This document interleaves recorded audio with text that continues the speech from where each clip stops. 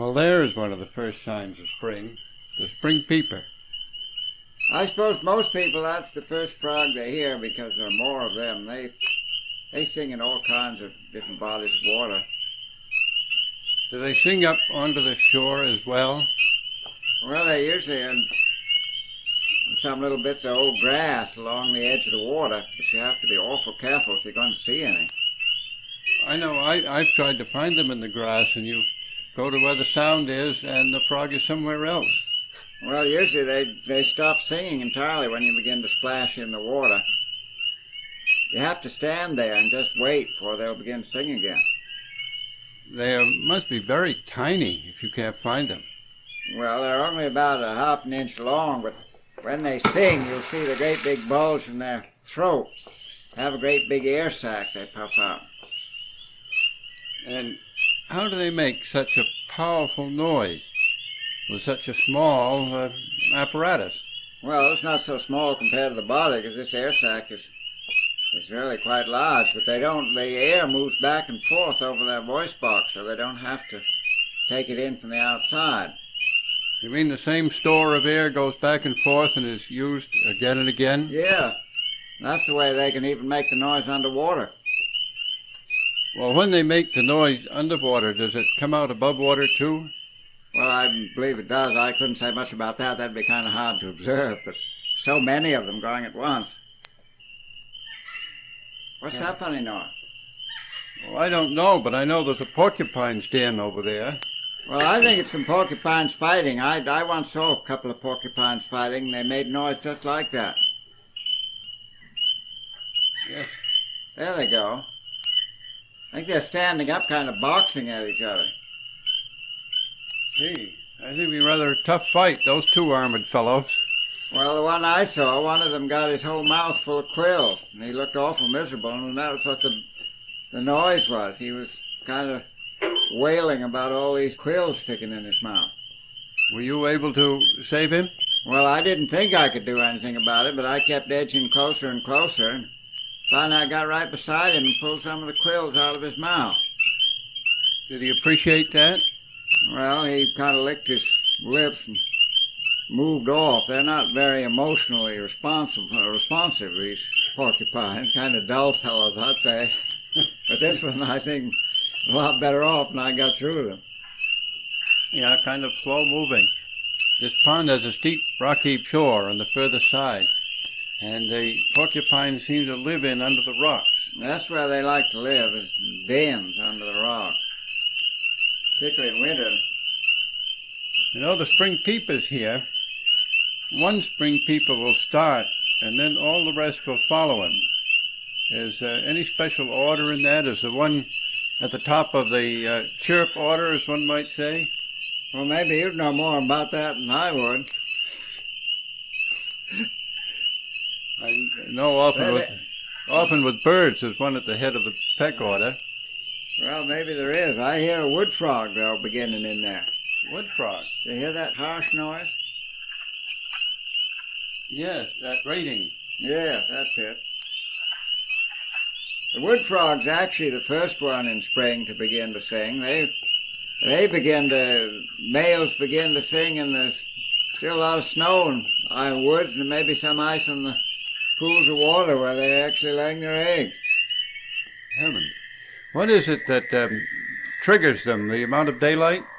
Well, it usually takes the first warmish day, and about the 1st of April, and the males all come to the pond, make tremendous noise. Well, here's something tuning up now. That, I believe, is a Fowler's toad. Well, that's not quite... That's a strange noise, isn't it? It certainly is. And hear that snoring noise. What's that? Well, that's a pickerel frog. Well, there seems to be an awful lot of things in this one pond here. Yes. Well, as a matter of fact, this was not all recorded on the same day. Oh. Well, those Fowler's toads, how do you tell one of them from one of the ordinary toads? Well, they make kind of a shriek, kind of a high-pitched, unmusical shriek. That doesn't sound very musical to me. No, it's not. They tell me you can You can tell these Fowler's toads from the regular toad, can't you? Oh yes, there's a regular toad coming soon, and it is more melodious and a much longer trill. This is quite a short trill, only 2 seconds. Well, they're certainly making an awful lot of noise there. What are they making all that noise for? Well, all these frogs, you see, they're probably about 8 or 10 males to every female. Now, they get to the water and make all this noise to attract other males and attract the females so they'll all come to the same place to breed. And when the females get there, they find a great many males after them. There's a green frog there now. Oh yeah, oh the green frogs are everywhere. They seem to be... This here is the American toad, this trill. Well, that's a lot pleasanter sound than that other one. Oh, it is, and it continues much longer. But you know, you'll hear that sound for several months in the pond. Does one toad stay several months there making that noise? Well, I think they come at different times whenever the weather's good. They like to move particularly when it's a rainy night. So they keep coming to different times. They're not very particular. They'll come to any kind of a pool or sand pit, or there doesn't always have to be a permanent body of water. You know what's fun with these toads is to go and pick up some of them, and if you happen to have a garden pool, bring it back to your house, and then you can hear them all night long right in your garden. If you don't bring any females, then the males will just keep singing for a long time. What do the males eat during all that time? Well, they're not much interested. They're more interested in singing than eating, but pretty hard to starve a toad in a garden, you know. Well, I know that, and all the little young ones hatch out in those pools. Yes, well, it takes them some weeks. They lay thousands of eggs. One toad may lay 5,000 eggs, so there's an awful lot of little tadpoles. When the tadpoles hatch out of the eggs, they don't feed for several days. They just hang around. And then they get mouth parts and live on little green algae and things. And then when they turn into little toads, the toads fan out all over the countryside. Yes, there's an awful lot of them will move out of the water and be along the shore. They're just like little insects almost. They're so small when they come out. Yes, if you mow your grass when they're coming out, you get hundreds of them. And now there are quite a few green frogs in there. Yes, the green frogs seem to be everywhere all season. Well, they're a nice frog because they make a pleasant sort of banjo note. They sound like plucking the string of a banjo. They're a lot of fun to have in a garden pool, too, because they'll often stay in a small pool. And you can hear this all summer. More at least half the summer, they still make it. Now, if they lay their eggs on the water, you can see them floating on the surface of the water. Really, when we think in New England of a frog, it's the green frog almost universally. You connect with the name. It's spread almost everywhere, isn't it? Yes, you not only find it in ponds, but it also may be in brooks, and then it hops around through meadows. Often will go quite a ways from water on wet weather and wet days. But there's another one here now. You listen a minute. Hear that? Well, that's a wonderful sound. That's the bullfrog.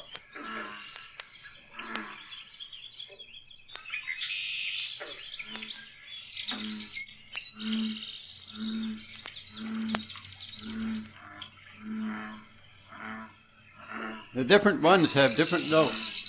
Well, that big booming sound is the bullfrog, and he's farther out in deeper water. The green frogs are around the shore, but the bullfrog is a real water frog. He lives in the water all his life. He doesn't come ashore most of the time.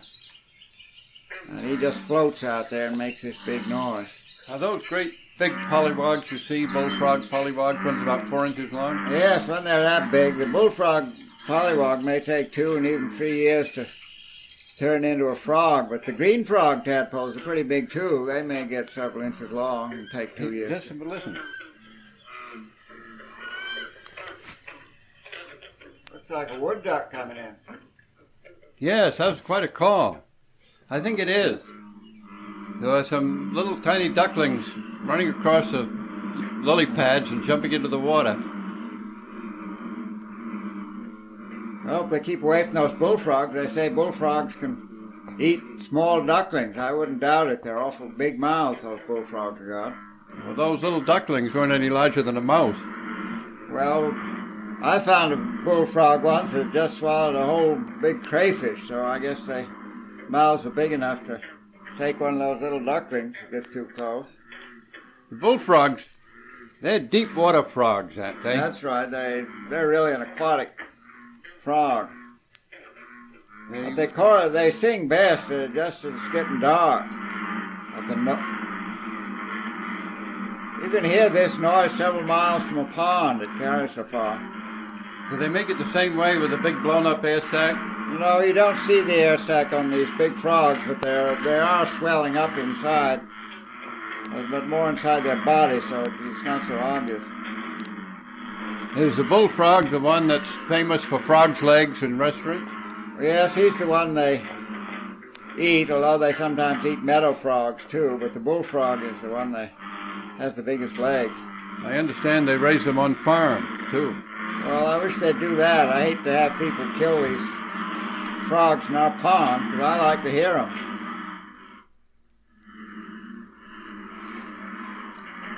How many frogs do you imagine there are there? You hear a great many different notes together. Well, I think they're spaced out. They kind of have territories, the pond. But there are just so many of them around the pond, they all kind of make so much noise, they all kind of run in together. You mean each bullfrog has a territory just the way birds do? Well, that's what I'm told, and the way you see them out there, I believe it. Well, it's about the most melodious sound there is. I still like those little banjo string green frogs.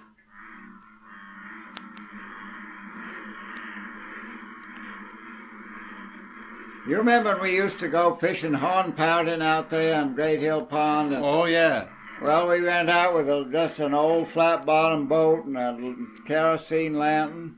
Right. You remember in the dark when we were catching hornpout, how those frogs used to sing? Yeah. Those bullfrogs. Oh, yes. It just made the whole night come to life. It was wonderful. Yeah, well, there was a lot of life there with all them mosquitoes and things, too, but right there in the dark nights, the bullfrogs making an awful racket.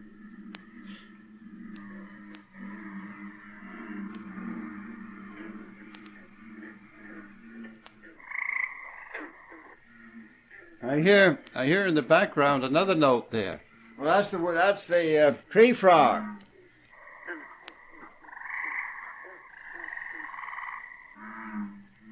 Well, they sing only at night, the tree frog?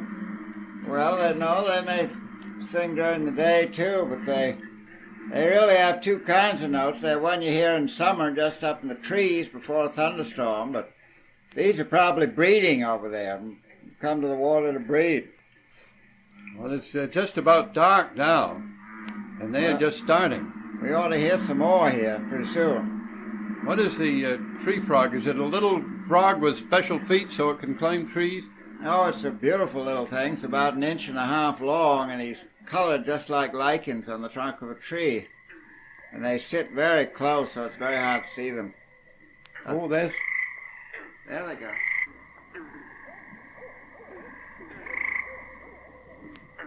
Hear that barred owl? I'd like to call them when I was a boy. I'm going to call him, see if he'll answer. Hoo, hoo, hoo, hoo. Hoo, hoo, hoo, hoo. Think he'll answer? I think he will.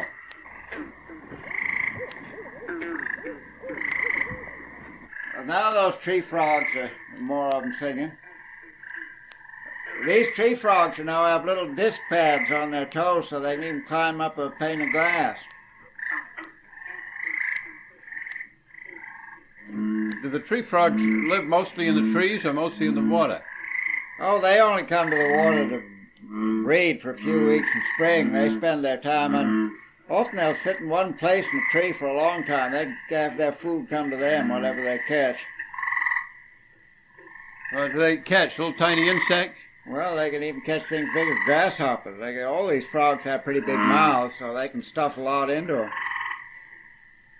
But, do they live in the woods most all summer? Yes, they're out in the woods, and you can hear them. They're very unusual for a frog to make any noise any other time of year than when breeding, but tree frogs are exception.